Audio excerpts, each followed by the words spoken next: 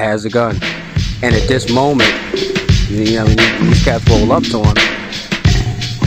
This is that moment. This is one of those moments that he was told about. You know what I mean? Coming up. Like, you ever heard the saying, like, don't pull it if you're not ready to use it. Or if you're going to pull it out, make sure that you use it. No in-betweens. And that was something that was commonly known amongst, black culture as far as, like, the streets are concerned. Like that, it's like, all right, don't pull your weapon out if you ain't ready to use it. You know what I mean? Like, I remember being a kid and hearing that. It's like, okay, well, that goes in the black code book. That's what it is. Right? Make sure you don't pull out your weapon if you're not going to use it. You know what I mean? It's like, okay. It's just like the no snitch clause. You know what I mean? It's like, oh, you get it, telling nobody.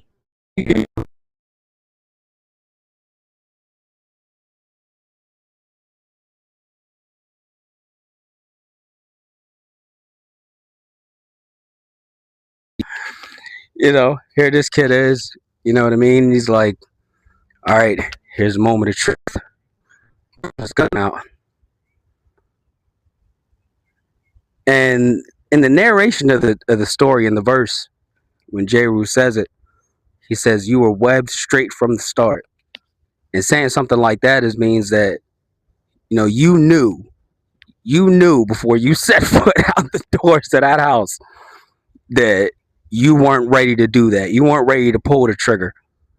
You know what I mean? If it came down to it, you're not ready to take a life. Would you ever be ready or whatever? You know what I mean? It's like you wonder, is that the thought process when first thought about or said to yourself, all right, I'm going to get a weapon. I'm going to get, how much were you thinking about it then? Like, am I going to use this? Am I going to actually use this? Can I do this if it came down to it? Who knows? But the narrator is saying in this particular part of the story, like, you weren't ready for it. You thought you were ready for it. You thought you were ready for it because the next part goes on to say, you bought a tool and you didn't learn how to use it. So that's kind of saying, like, you bought a tool, you didn't learn how to use it. So you just got it for what? You got it because, to impress your friends or just, go along with it.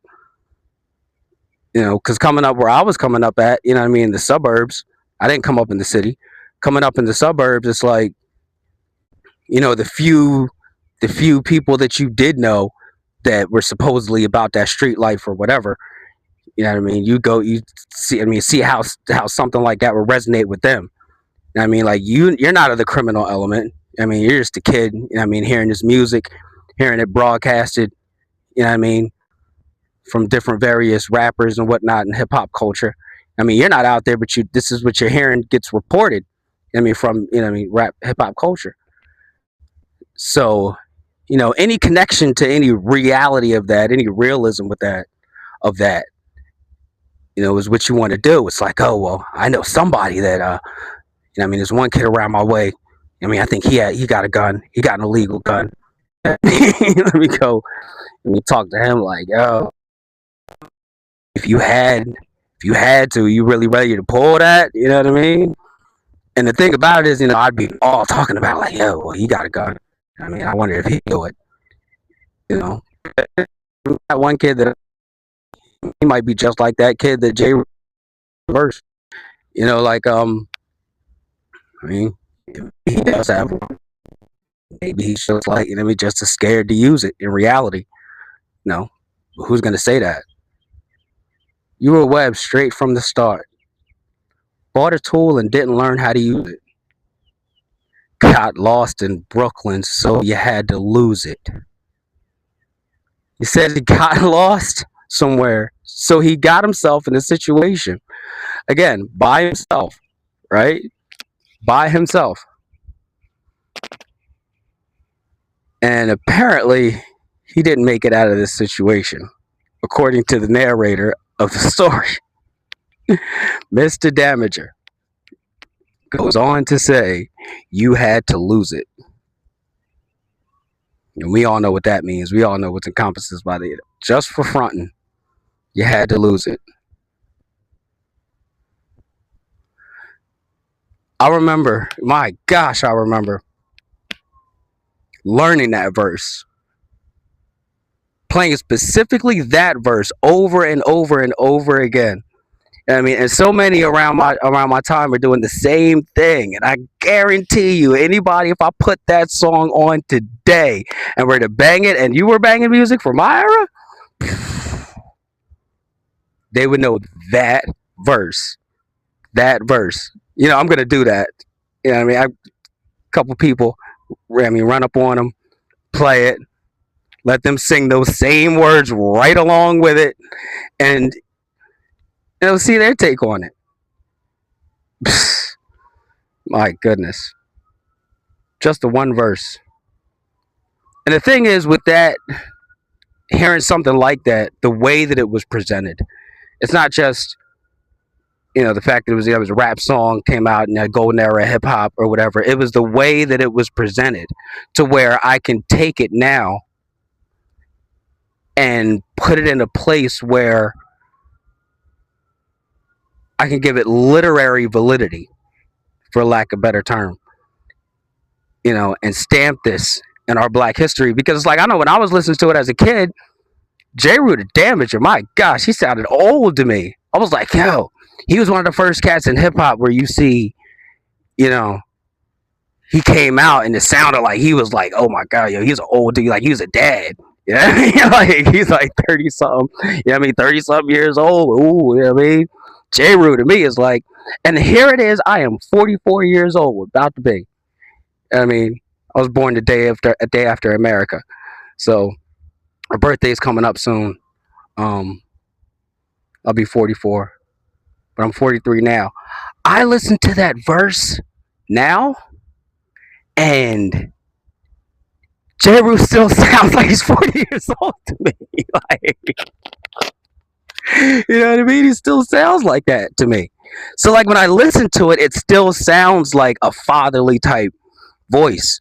And hearing something like that, so direct and descriptive, right, of a very particular situation that I may never be in myself, but may be in myself, just change a few variables. You know what I mean? It's like, just like the simple wisdom in what he said. It can be applied in very simple, other simple ways. Like, you know what I mean? Oh, I bought a Lamborghini. I didn't learn how to drive a stick. You know what I mean? But I whipped it out on the highway, and then, you know what I mean? It just lost my left leg. Well, you know what I mean? Kind of wrapped it around a telephone pole. The simple wisdom and things like that. But I still hear it. You know what I mean? It still resonates with me because of how it was presented from back then. And that's the light that I'm trying to shine on it, in a sense, just to cement something like that in our history, from a standpoint not just of being influenced by it, but how it actually was a legitimate principle or lesson, that because it was presented in such a way that hip hop is, could sit in my spirit in a very comfortable place. I say if that makes sense, but it makes sense. Just think about it. I heard that wisdom not from, a nagging mom like, hey, well, don't, you're gonna go out there. You think you're ready to go out there, but you ain't really ready to go out there. And it's not coming from, a boss, from work. It's not coming from a place of, I don't know, but you know what I'm getting at with that. It's like it was told to me in a way that I could appreciate the message. I could appreciate the message.